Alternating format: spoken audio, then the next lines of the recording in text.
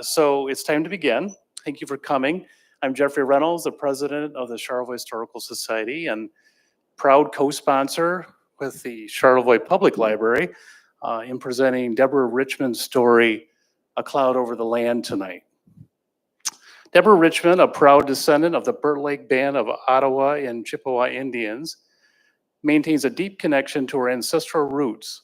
Her journey began with childhood reunions, where stories of her native great-grandmother's medicinal teas and her great-grandfather's life as both a farmer and a fishing guide were woven to present a vivid picture of Indigenous life in northern Michigan.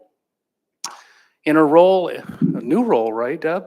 As the tribal historian for the Burt Lake Band, Deb sheds light on the history of the Burt Lake Band, delving into the tragic events surrounding the burnout of 1900.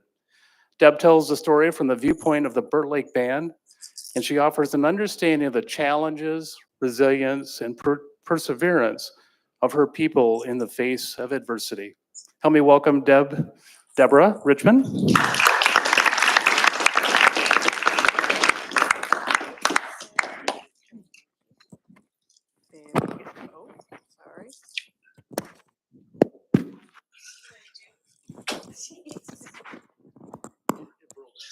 Okay, good, not just me, okay. All right, perfect, thank you. All right, sorry about that, I'm fussing around. Thank you all for coming. First of all, this is an amazing turnout for the story I'm about to tell you. This is not a happy story, but to us, it's a very, very important story. It's one that we have never really told before. Some people have known about it, but not very much. So to start out, I want to tell you that for you to listen to our story, the intergenerational healing, multi-generational healing trauma is really truly a thing. That was something that's happened to our ancestors, we know has affected us every generation since. And we cannot begin to heal until we can first tell our story. So first, we're now able to fully tell our story because a man named Richard Wiles, who is a researcher, he has been working with our band for at least 10 years to tell this story. He's a researcher. He's did all of the work to find out all the details about how this incident happened and everything that's happened afterward. And without that, without the work he did, we ourselves do not know the full story anymore. The level of detail that he got down to was fascinating and wonderful. And so because of him, I can now tell you the story. And I want to say to you, miigwech gabizin dawien, which means thank you for listening, because that helps us begin our healing process. All right, let's get into it. So these are some of our, hey, it looks different than I see on my screen. You get the first one. Uh-oh. You want to fill the up and down arrow, doesn't seem to be doing it.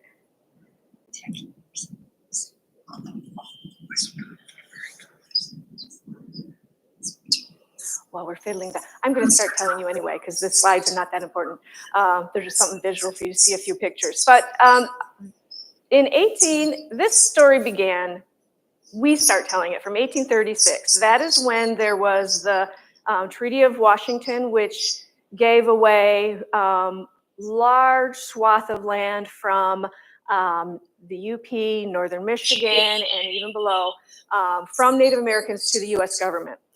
At that time, we had lived in Burt Lake, near Brutus, Michigan, where that is now. We had lived in a village there for hundreds of years. This is where our people are from, and we have stayed there. So when the Trail of Tears began, and it began south of here, then our families, our tribes were hearing about it, just as the other people were hearing about it. And we knew we did not want this. Trail of Tears, not only was it brutal, but when they got there, the land they were given was just not livable. for a large community. And so the tribes in Michigan knew we don't want that.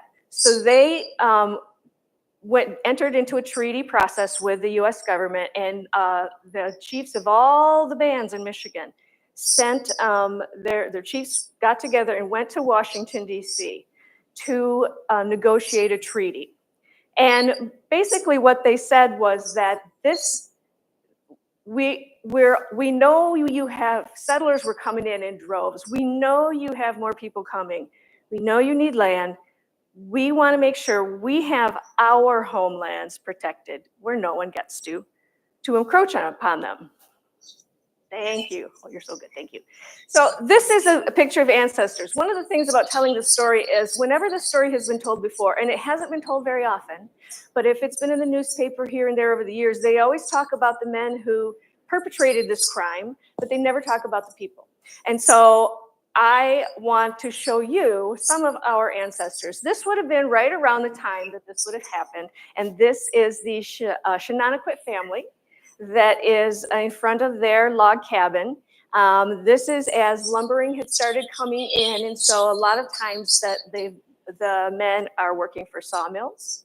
And so this is just a super fun. I love the look of this suspicious young girl as she looks at the camera. This is my great-grandmother.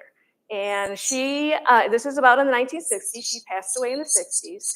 She was fully native, as you can see, and she actually lived on Burt Lake with her husband, different from the village. She married a white man, and they bought property right on the lake, and they operated a farm. And so she was a farm wife. She was also a midwife, because in the community, they were right next to the whole community of our band. She would help with the birthing of the babies. She knew a lot about the medicines, and she always had, according to my mother, she always had a jar of water that looked like dirt and roots and nasty in her refrigerator. And if you didn't feel good, she'd make you drink some. And apparently it didn't taste good. So, but you got better. Her medicine was good stuff. So she knew a lot about that. When the story of the burnout came to me and my generation through whispers, because when I was a kid, we would go back up to Burt Lake and we'd have family reunions, and the grown-ups would be talking, and we'd hear, what are they talking about? And they would tell us, oh, go away, this is not for, go play. You know, the grown-ups are talking. They were often talking about the burnout, and so I would hear, they're talking about the burnout, we're talking about the Indians. And then as I got a little older, I found out there were Indians that lived over there, and that they on the point, and that they were burned out. And then as I got a little older, I wanted to know more about this. As I became a teenager, a young adult, I wanted to find out where are the books on, where are the people who will tell me the full story? Where are the books I can find to read this full story?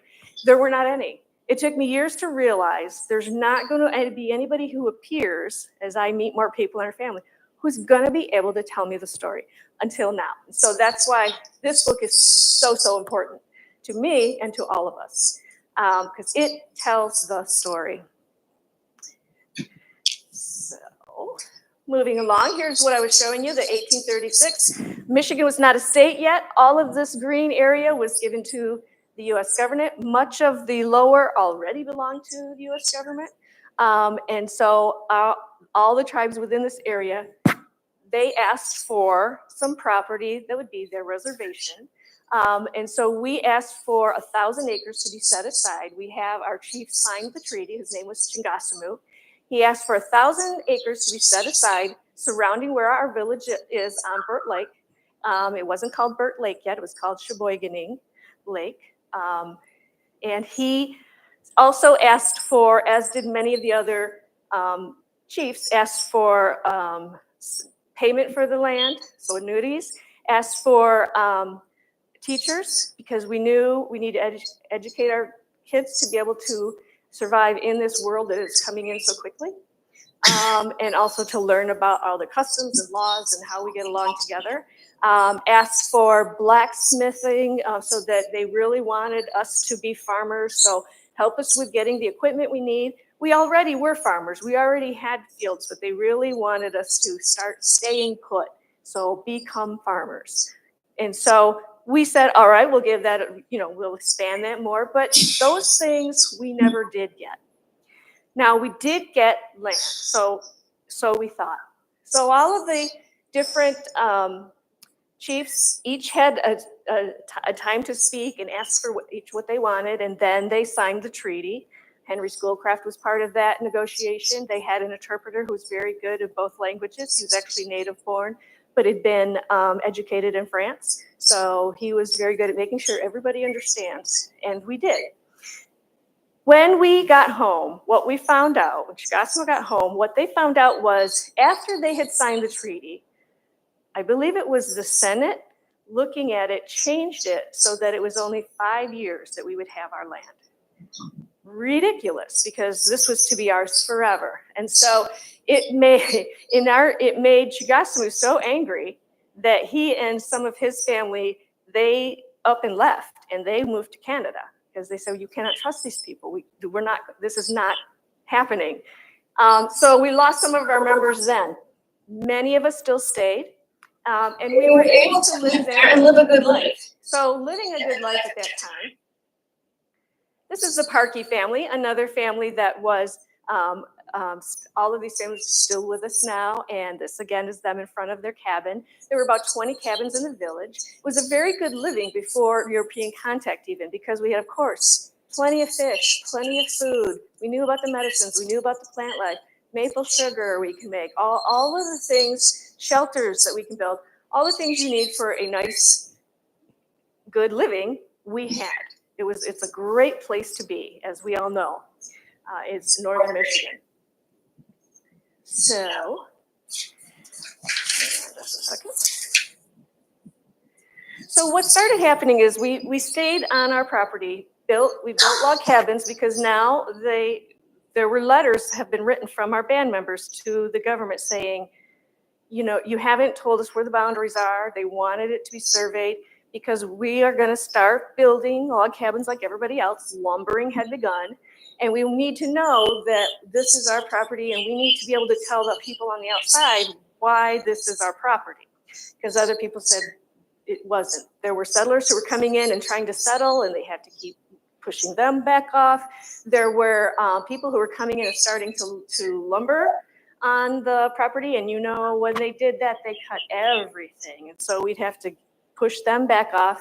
And they were asking for relief and asking for help on, how do we what are the things your people need to hear from us so that you understand this property was for us to keep.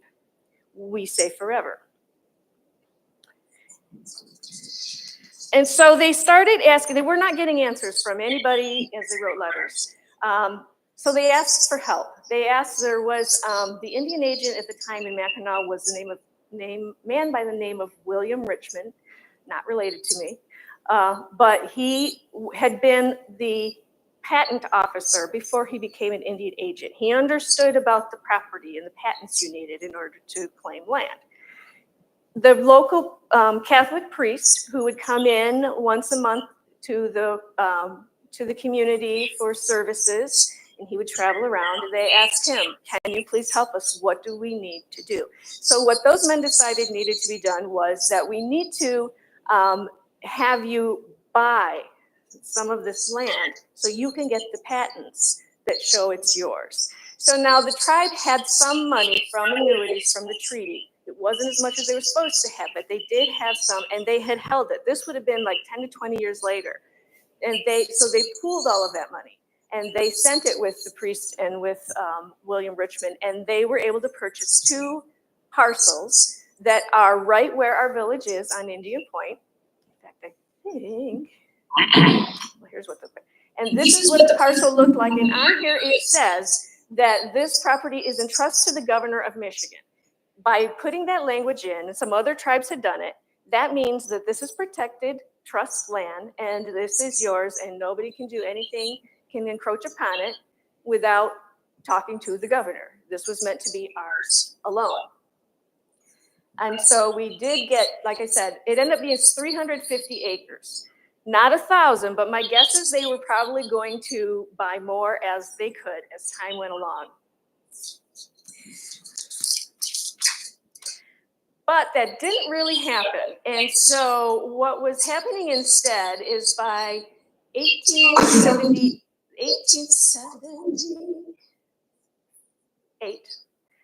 so 1836, it was like 50 years later, tribe's been there. We've basically been able to stay. We have a church, we have a cemetery, we have 20 different families in at least 20 different cabins, nice community. We can sell, by this time there are like steamships that come into Burt Lake, and so we were one of the stops they would stop at, and we could then sell some of our baskets and things like that to tourists as they came in. We were able to earn some income. Everything was going just fine until once they bought the parcels, they were put on tax rolls. And so they would go up to the township and say, we are not supposed to be put on tax rolls. We know this. We are not to be taxed. This is our reservation land. And so sometimes they would take it off the tax rolls. Sometimes, some years it would be on the tax rolls, some years it would be off. And they were constantly being pestered about the taxes. Over and over and over again, they had to convince the newest township person and the newest of the newest that this was not to be taxed. One of the times when it was on the tax rolls, there was a man by the name of John McGinn who heard about the taxes being owed.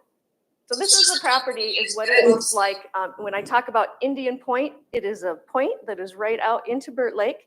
How many people are familiar with Burt Lake and where this might be? So it's a beautiful point that is out on Maple Bay, and it's a gorgeous spot, and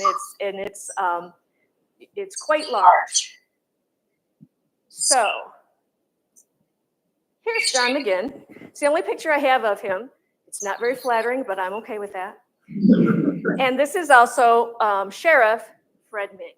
So these are the two people that up until now were the only people I knew names of, because they play the role in this incident. John McGinn was a land baron and a lumber baron. He was buying property anywhere he could. He was doing exactly that, waiting for people not to pay the taxes, and then he would come in and he would scoop up their properties. And that was legal, and that is what he did. He knew that this point was prime, beautiful property. Now, about this time, at the end of the 1800s, people from Ohio and Indiana started coming up to northern Michigan because it was so beautiful, and they started building resort homes. As we all know, it's a beautiful place. It is the wonderful weather in summer. So they were buying properties and creating like Bayview, those types of neighborhoods up in northern Michigan. He knew that this peninsula would be perfect for exactly that. So he wanted that property so he could sell the lakefront. And then he wanted to be able to take the rest of it and lumber it and cut down everything. And so he would come and try to, I'm going to evict you. Here's the lien. I bought it. And we would tell him, no, that is absolutely not true. That is not true. We know what we're talking about. We've talked about these things before. And so he decided if he can't convince him to leave, then he would go to the local judge, which he did, with his tax lien, and he would get a notice of eviction from the judge. Now, I don't know how much the judge knew about the actual owners of the property. I don't know if he knew anything about the people who were living there now, but he gave him that eviction notice, signed it, absolutely. And so then John McGinn went to Fred Ming, who was the sheriff in Sheboygan, and he was a well-known man there, and he was very powerful, and he got together a wagon full of 10 big, strong men. So there was a day in October 15th, 1900, that this incident happened. And in the morning, all of the men left to go to pick up their paychecks because all the men at that time would have been working at the local sawmill. Lumbering was huge. They were able to earn a good living, and it was very close by. They were told that day, you have to go to Sheboygan to pick up your checks. Sheboygan is 20 miles away. This is a community that does not have carriages and horses because everything we need and everything we do is very close by. we don't need to go to Sheboygan. But they told them, you have to go to Sheboygan, and each of you has to go and pick up your own check. So they did. They left in the morning.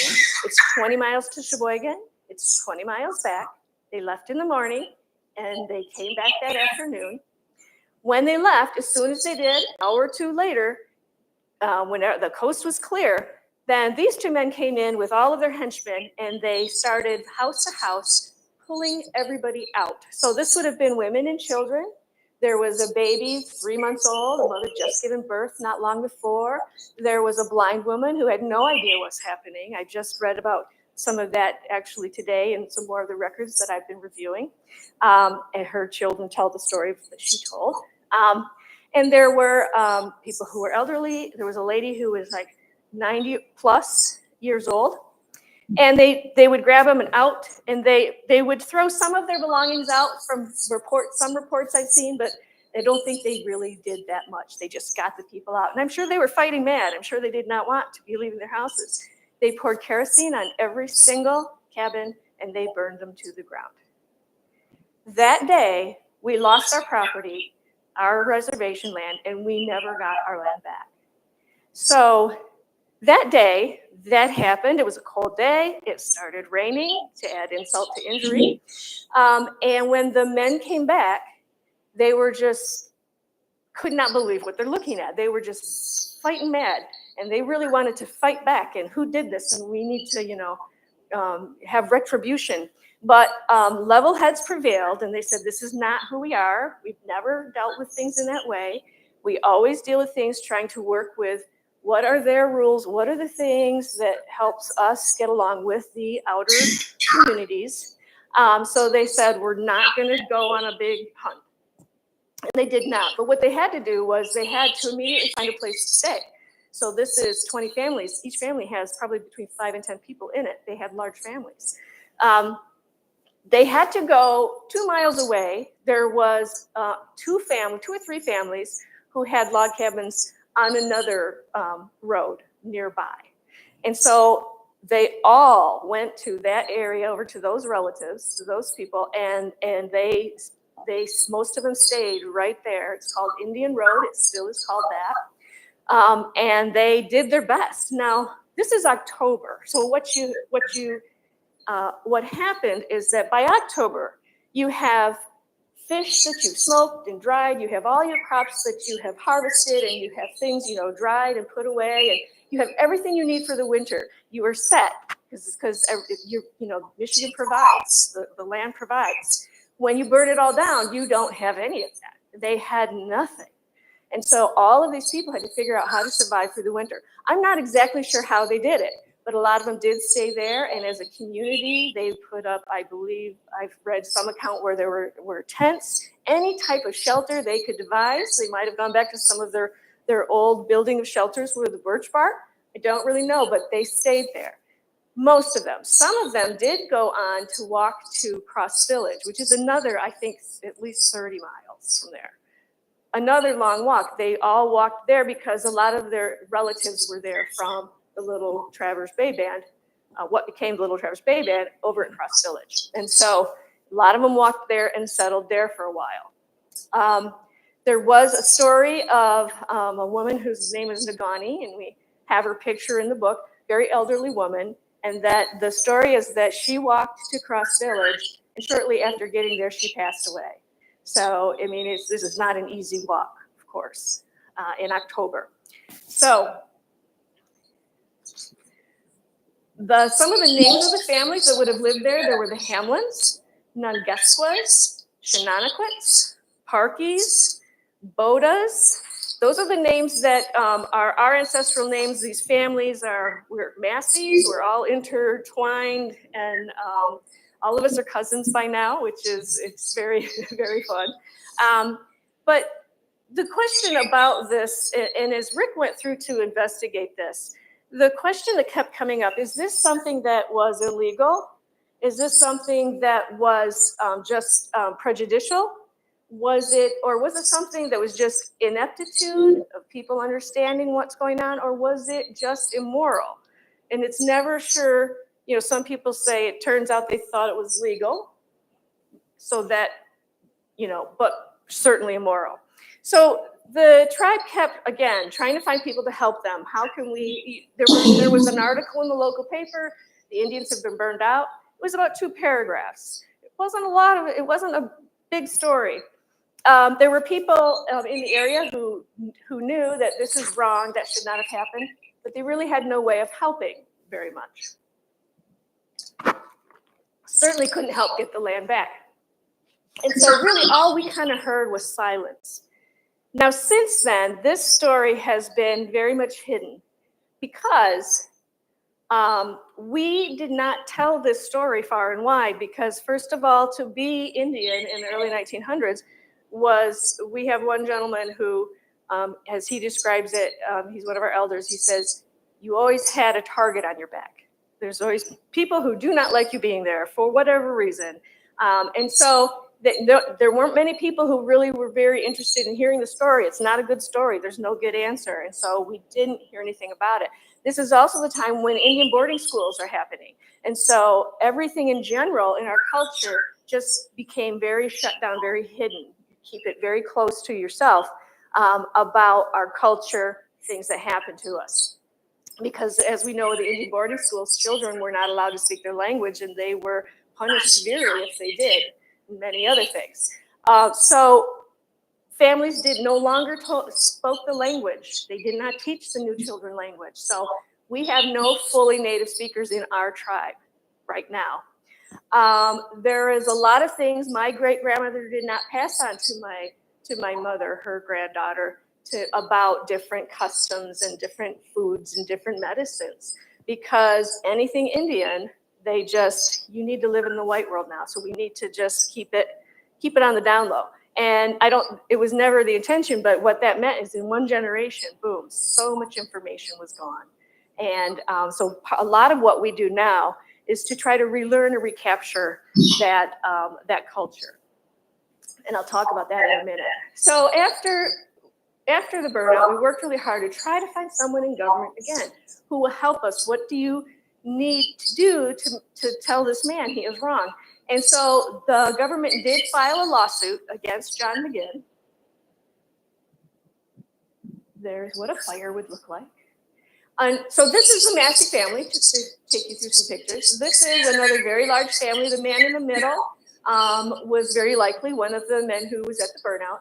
And this is probably a few years later, and so you can see there's nice big families. Everybody's most likely was probably the day to go to church. Everybody's very dressed up. But the Massey family is where my lineage starts to come in with Massey's. And so this is many years, one of my ancestors for sure. This is the farmhouse that John McGinn built for himself right after he burned down the village. And it's a nice big house. This is the Colonial Hotel. So this is something he built knowing that resorters are coming, and a big, beautiful hotel was probably very popular. But apparently it was only open for, I believe, less than 10 years because it burned to the ground. It wasn't us. We didn't do it. Everything would burn to the ground back then. Everything's made of wood.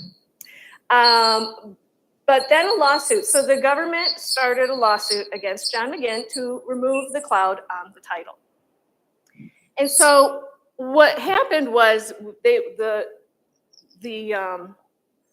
lawsuit got started, and everything involving this lawsuit was slow as molasses. A legal process is very slow to begin with. This was one of these even longer. I believe that this lawsuit took 4 years. And the reason it did was because while we had their attention where they started a lawsuit, the U.S. government did not work very fast on working on it. I'm sure they had plenty of other things to work on. So there would be months where we would come back into court, and then we would have a different person who's in this attorney general position. He just got the case.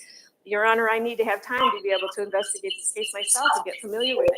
Okay, you get another 6 months. Another 6 months goes by. There was a lot of turnover of different attorneys general that were working with us. And of course, John McGinn's side wasn't, they're happy for it to take as long as they need, as long as it takes. During this lawsuit, which was about 4 years, John McGinn passed away, ironically. When the judgment came in, we were ruled against. And so there's many reasons why we were ruled against. And the book is really wonderful for getting into those legal details about why we did. They kept reinterpreting they said, since you bought the land, now you do owe taxes. And we tried to show them, no, we don't. It was a different governor. This governor didn't really know. And then by then they had passed the tribes up to the federal government under your umbrella. So they're saying the states don't have anything to do with it. We have to talk to these people. Lots of different ways in which misinterpretations, for whatever reason, whether it was ineptitude or on purpose, meant that we lost that lawsuit. So moving forward from then to today, many of those families stayed right there on Indian Road. Over time, as lumbering left, then so did the jobs.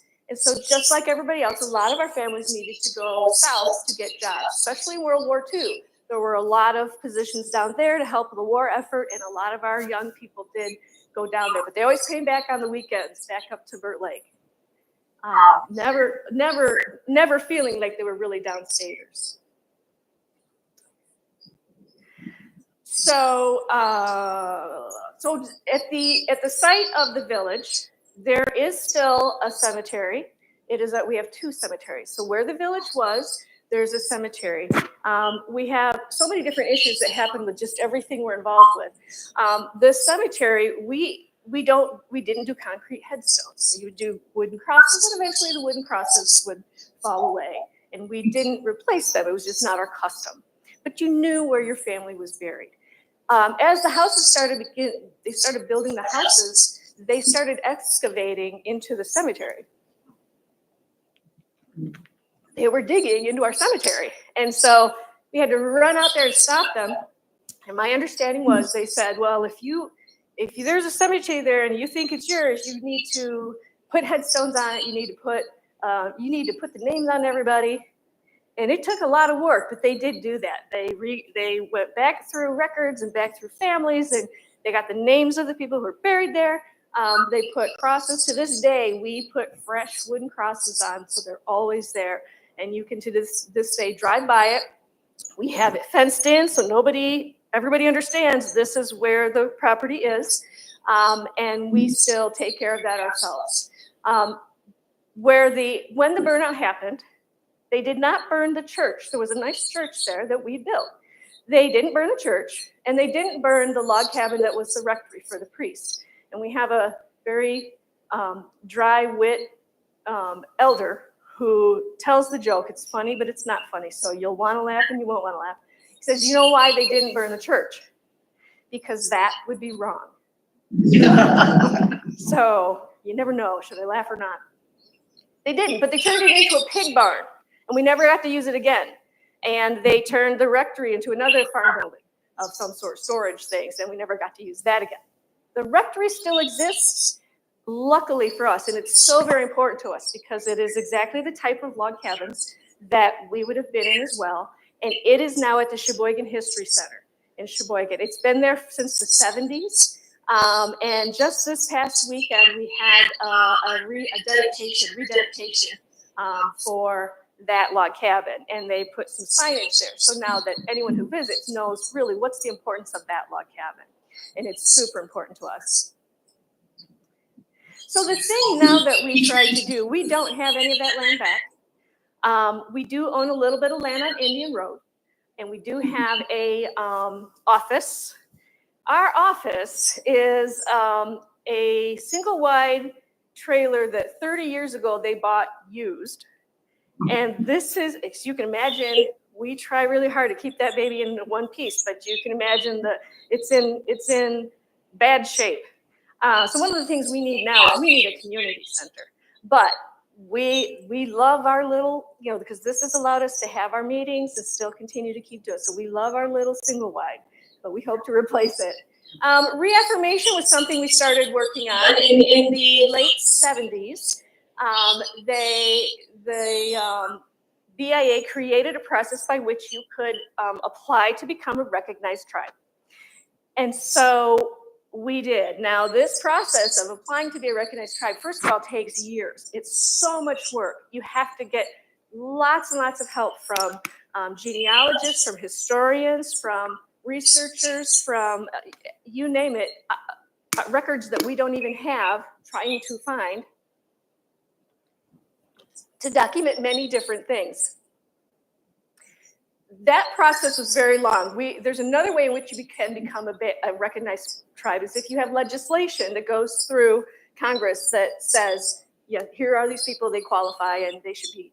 So in the 80s, 90s, there was a piece of legislation that included the Grand Traverse Band, the Little Traverse Bay Band, and us that was asking for us to be recognized.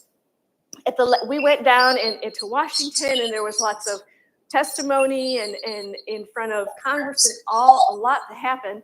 Last minute before the vote, they took us off because the other two tribes had property and we were landless. So they took us off because they said, this might confuse issues and we want to get at least these recognized, and we're going to put you on another one and put you through. So those tribes got recognized, which is wonderful. And that's when they became the recognized tribes. Right after that happened, the administration changed. We have a whole different party that is in control, and nobody was interested in putting us on any legislation. So that one didn't work. And so then we went back to this idea of the applying. We did a ton of work for years, oral histories, everything I said before. And we did apply for recognition. And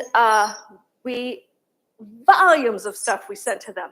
And their decision was volumes as well, 300 pages, which you can still see online, but they turned us down. And they said, some of the reasons they said really hurt. One of them was, you don't have any land. Right? So we're like, can't even explain this to you if you don't understand already. But you don't have any land. Another one was they would go through all of our membership, and we had to document genealogy records and very, very specifically, which we did. They then went through and decided some of these families don't belong with you. They belong with another tribe because maybe they had a relative who lived at the Sioux. Is this a Sioux family? Maybe they are. And so they said, you need to take these families out for us to consider the application. So we're like, we don't like that idea. Some of these people were actually chiefs of our tribe over the years. But they all said, we don't want to hold the tribe back, so we'll go ahead and disenroll. And then, so one of the reasons we were denied was because we don't have very many people. No, that is true. And then another one was that we could not establish that we were a people who had been there for all the years continuously till today. Well, first of all, that's really a very outdated idea for us to be able to, because families move around. All of us have family who live in different states and different countries. We're still families. For us, a lot of us had moved downstate during the World War II, but we were able to document. We have always had in our tribal meetings, especially since the 80s, we became a nonprofit because they wanted us to have a government. So they said, you need to be a nonprofit. So we have had meetings every month. We have a chairman, we have a board, we have minutes, we have motions, we do everything that other groups do. And we've been doing that since the 80s. And before that, we have pictures, we have oral histories, we have all kinds of things about being at Burt Lake and the things that happened there. The one good thing about that is we have those oral histories now, which are golden. But that was in 2005, and that was another reason. The third reason they turned us down was because we could not prove we were actually been there all that time. And so we are still working toward reaffirmation. We will always work toward reaffirmation. We will never stop. We've been turned down in so many ways, so many times, but we're never going to stop. So our latest thing is that we wanted to reapply. The BIA said, no, you can't reapply once you have once you have already been turned down. And so we sued them to be able to reapply. And the judge ruled for us in the last couple of years. But the next process in it, they have to then give us the process by which we reapply. and they just don't produce anything. And they're supposed to bring it to the judge. And we've been in front of this judge, for the last 2 years, like every 6 months. And every time she says, I'm very angry, the BIA is being very unfair, you need to produce this. And every time they do not. So this has just become just an issue that has not moved anywhere.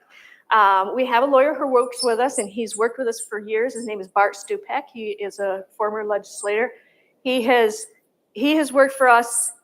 We owe so much to Bart. He doesn't get paid. We have no money. We're not recognized. And he just does work for us all those years. So we are very much admired by many of the other tribes that are not recognized, because we have him to help us, and it makes a huge difference to at least keep moving forward. So we're never going to stop. We're going to keep figuring out what's the next step.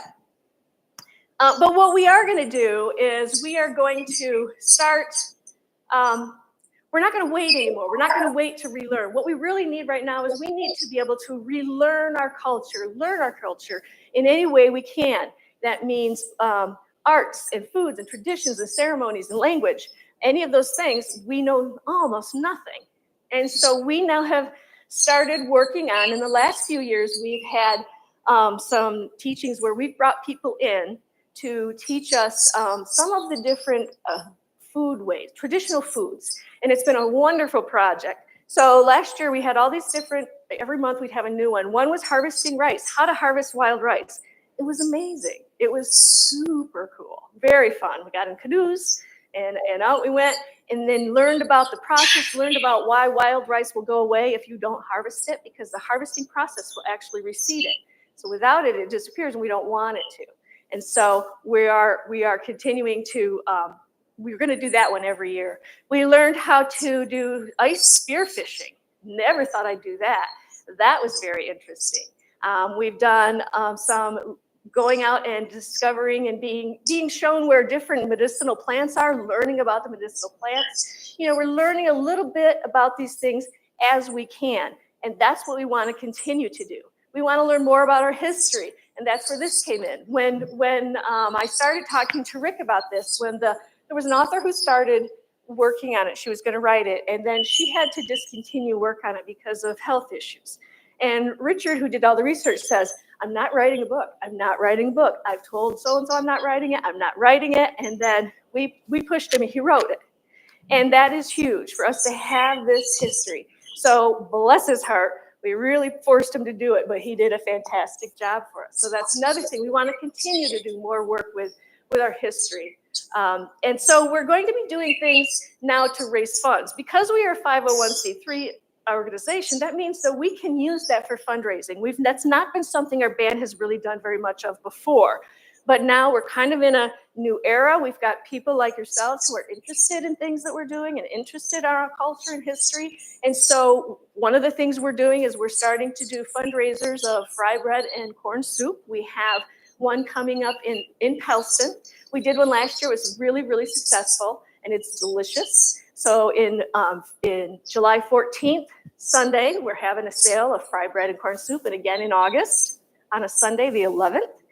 And these are authentic recipes. So not only are we making the authentic recipes, but then we're also making a lot of it so that we can share it with other people as well. People have asked me, did we ever get any land back? No, we didn't. Now you're hearing a lot about tribes in the West who are getting land back in other parts of the country. We're hopeful. There is hope that we may be able to do this. We've started conversations with a large part of our property that was our ancestral is still undeveloped, which is so wonderful because our property looks just like it did when our ancestors lived there, except for around the lake. But the rest of it does. And so U of M owns some of it. The state of Michigan owns some of it. The Land Conservancy owns some of it. So between these groups, they're trying to think of ways, and we're working with us. How can we see, make some sort of a deal? Because U of M is very interested in some way, shape, or form giving us some land back. But they also are a very huge institution, so they have a whole institution that they have to work with, not just their diversity committee. And so there's that hurdle. It's a slow process, but we're so grateful that They're working with us. U of M, who has a biostation and has since right after the burnout on our property, some of our property, they understand that they've been on our land all these years, and they've been doing a really nice job of making a bigger effort to work with us, and they've done some great things for us. We had a graduate student who came and she designed an entire healing garden for us as part of her graduate studies, and then she got a grant and built it for us, and it is beautiful. It's a beautiful healing garden that we so cherish. If it weren't for her, we wouldn't have it. Other things are happening like that. They're now starting to include us in some of their summer classes that are happening at the biostation. I'll be teaching some of this history there, so that their students have to learn it too if they're going to be there. And so there's a lot of really good things happening. And our biggest thing we're trying to do is we are going to get a new community center. First of all, we have no choice. To do that, we're going to be learning how to do bigger fundraising. And so those are the types of things that are on our plate now that we're working towards. So we're not an inactive group, and we're not going to wait anymore. We're going to just start really working and getting these things done that are the most important to us anyway. And so again, as I've said before, a biggest part of that starts with that you're here and you're willing to listen. There's also the opportunity for you, if you're interested, we have a newsletter we've just started that will go out. It's on our website, and it will go out to public, anyone who wants to sign up on the email list. And we're going to be able to promote the different fundraisers we're doing and also put some pieces of culture information in there as well. And so that's a really fun one. If you're interested, you just go to burtlakeband.org and sign up for the newsletter. But thank you so much for listening. Thank you so much for helping us in our healing process. And as I want to say again, miigwech, gabizindawian. Thank you for listening.